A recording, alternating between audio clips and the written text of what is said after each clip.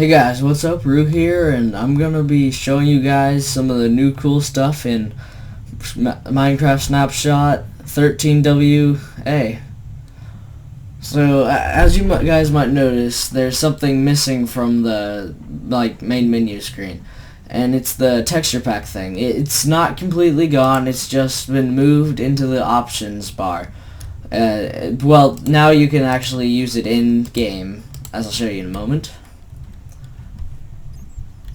So if you just go into the options, you can go to the texture packs and change it around if you want to. So now to get into some of the other features of the game. Okay, for this first one, I'm going to be showing you guys some changes that they made to the mobs. Or to zombies and skeletons. First I'll do skeletons, but just let me switch over into survival mode.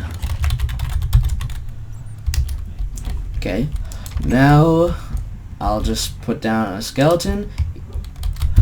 Oh, forgot. Okay, I'm gonna eat a golden apple first this time too, so I don't die. The way that they changed them is that the further away you are, the slower the skeleton shoots. You guys might see that the skeleton's shooting really slow right now, but as I get closer to it, it starts to shoot faster and faster. And that's just going to be really annoying and a pain. So, yeah, it's a good thing to add in though. Come on, die already. There we go. Okay, now to show you guys what they did to zombies. Zombies, they supposedly made them harder to shoot with arrows. I haven't really had that same experience, and I don't really think there's much of a... But, oh god, no, no. Oh my god, so many mobs. Why? Okay, well, let me set the time to day. Oh god. Let me eat a golden apple. Okay, I'm good now. Okay, now that I set it to day, you'll see the mobs will start burning, except for the creepers, of course, and the spiders.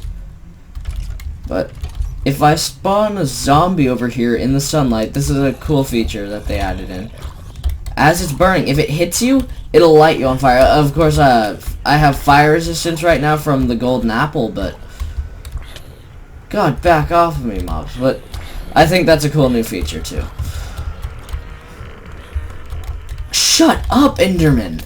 Okay, but now I'll just switch back over into peaceful. Put this stuff back in the chest. And we'll move on to the next part. Okay. So next, this is something that I think is really cool and is going to have a ton of uses. It's called a hopper. The way it works is you put a block into it, and if it's over a chest or over another hopper, it'll put the block in the it'll put it in the hopper or in the chest below it. And this is how you make the hopper. It's 5 iron around a chest. Now moving on to the next thing, which is the hopper minecart. And as you can see, there's nothing in it. There's a diamond in this chest, and then in this chest there's nothing in it either. But the way this is going to work is the minecart hopper is going to go under this chest, pick up that diamond, put it in this hopper when it stops on this powered rail, and then put it into that chest. So let me just click the button, and as you... Okay, well, it doesn't always work, but... Okay, maybe it's going a bit too fast, but... Okay, let me try this again. Okay, that time it worked, and there's nothing in here, and now the diamond's over here. That's just an easy way to transfer stuff around really fast. Now on to the next thing is going to be comparators. Comparators have a lot of different uses, and this is just one of the uses. You can also power them with hoppers and any other thing that you can put blocks in, I believe. But I'll just show you guys the way that it's crafted. It's three stone blocks on the bottom, but as you can see, when I put things in the chest, it lights up the redstone, and the more stuff you put in the chest, the further it's lit up. But this is the way you make them. And I'll just put some more blocks in there. And as you can see, the more blocks you put in, the further the redstone goes. And I'm just going to switch over into creative mode real fast. And this is not exactly that important, but if you guys have played it, if you guys played the earlier snapshots, you may have noticed that the comparators were instant redstone, but they're not anymore. As you can see, it takes a second. There's just a very small delay. And next thing up is the heavy pressure plate and the light pressure plate. And I'll just get some blocks to show you what these things do. And the way they work is the more blocks you put onto the pressure plate, the further the redstone goes. And as you may have already noticed, the light one, it does not take very many blocks to go pretty far. But on the heavy one, though, I'll just drop this entire stack, and it only goes 2. 1 stack, 2 stacks. And I'll put down 3 stacks, and that makes it go all the way. That makes it go 3. I think it's a little bit less than a stack per thing. Okay, now on to the dropper. It's basically the same block as the dispenser, just with a few minor changes. The dispenser, with like projectiles, snowballs, and arrows and stuff, it'll shoot them out. But with the dropper, it just drops them onto the ground. Let's see. Okay, and also with the dropper, you can put a chest in front of it, and it will put the item into the chest. Now this is a really cool new feature. It's a new command with a command block. It's the /test4 command.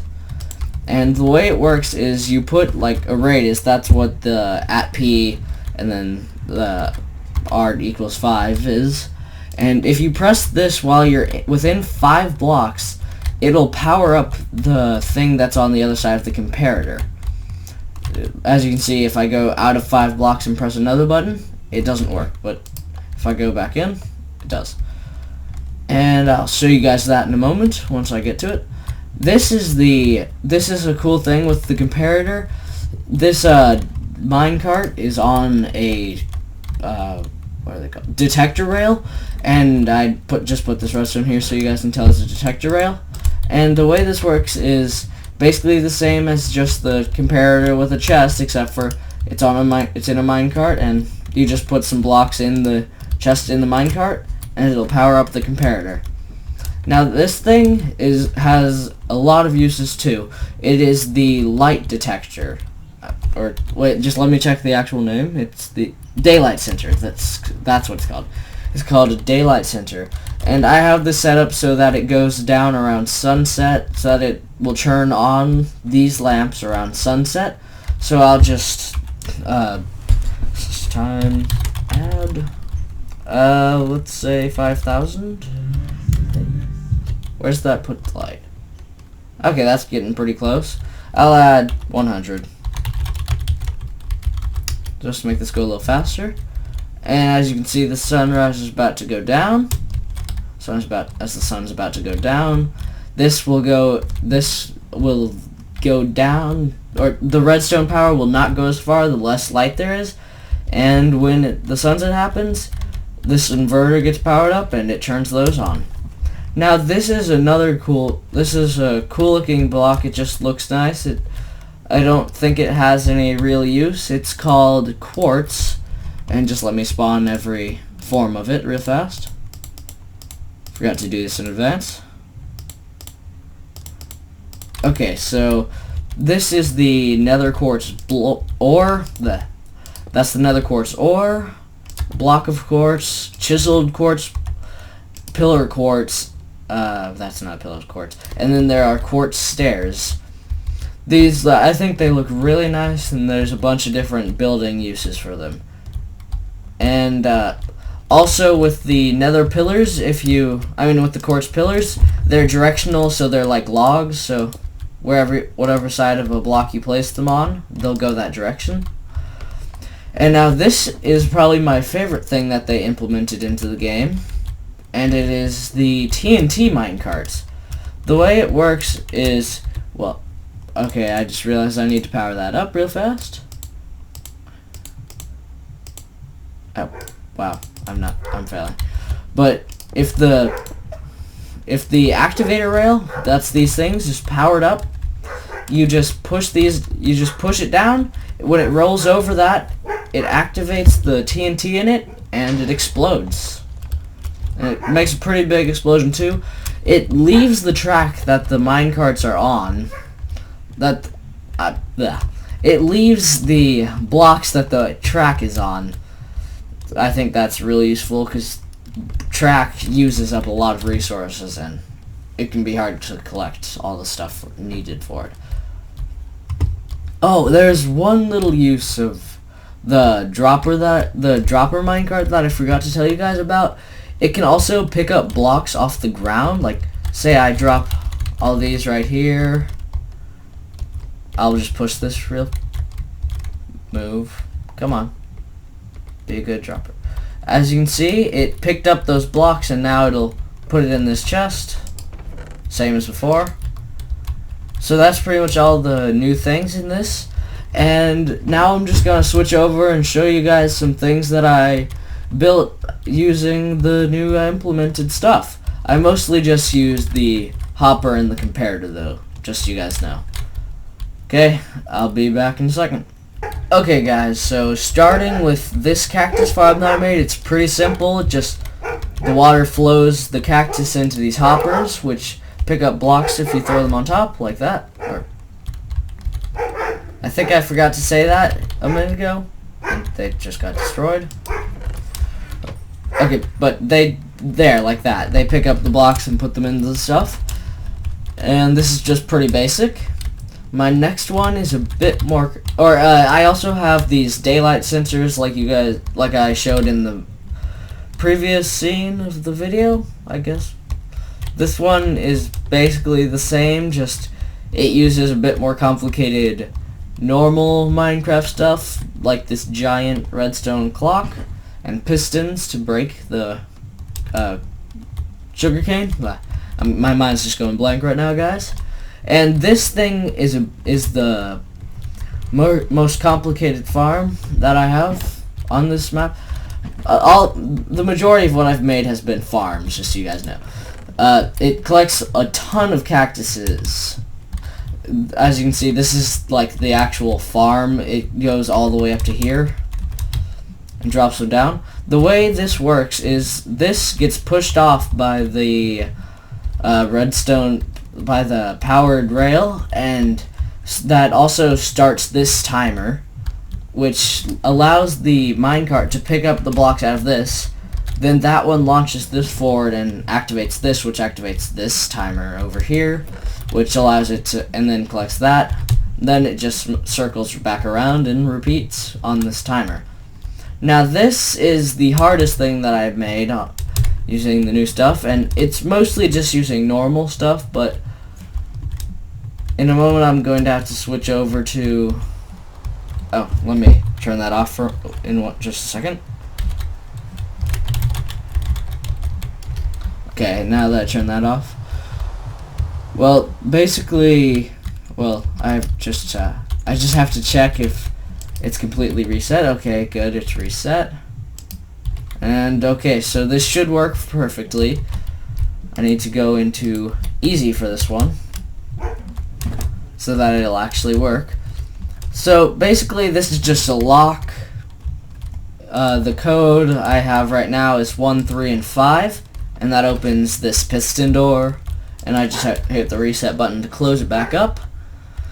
And now the way this works is, like, if you have like a portion of the code, you can hit the wrong button once and that'll reset the code, and then the second time you enter in the wrong code, like, just let me do this real fast, it'll reset that also, but this time it will start raining an army of zombies on you that are just going to massacre whoever's in this, and they are very loud, so I'll just get rid of them real fast and turn off this system.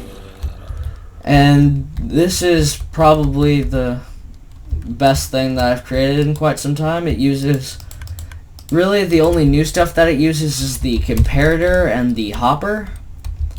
Other than that, but I'll try and explain it to you guys in just a second. It's kind of complicated, so trust me, a lot of people will not understand how this works exactly. But I'll start with the keypad part. Or wait, that's back here. Okay, so basically I'll show you the reset button first. The reset button is right on the other side of this. This activates this, which lifts this up and puts power to this thing. Puts power to this repeater right here, which brings it up to here and turns off this torch for a moment. And the reason why that resets it is because if you have buttons pressed, the buttons are on the other side of this thing, so it will put the redstone here, lift this up, and then this will keep that piston activated, which that's what keeps the light on, because the light's on the other side of this block. And the way this works is when you click on the reset button, it turns off the piston, which brings it down, which deactivates the power for that. Next is the actual system that makes the lock work, which is this. This brings it down. It's a pretty simple system. It's just, I forgot what these things are called, but when you have all three of these redstone coming from all three of these directions, it deactivates these torches, which allows this one to turn on, which powers the piston. Next is the mechanism for, well, the zombie trap part. And the way these work is the redstone, when you press the button, goes to here. And this part is the resetter. It works the same way as the reset button, just from up here. And it brings it around to here, which turns on this red part of the redstone, turns off this one, which runs on this little timer here, which then reactivates that side of it. And then that brings it down to here, which turns on this piston for a few seconds, which this flickering thing allows this to dispense a few of them. And I forgot how many exactly it takes, but it takes a few of these bottles in that to get the comparator to shoot the redstone this far. Then this will activate this side, which turns off this redstone torch, which allows this one to flicker this on and off. And that dispenses the zombies. So I hope you guys enjoyed this video. A rating would be cool. See you guys later. Bye.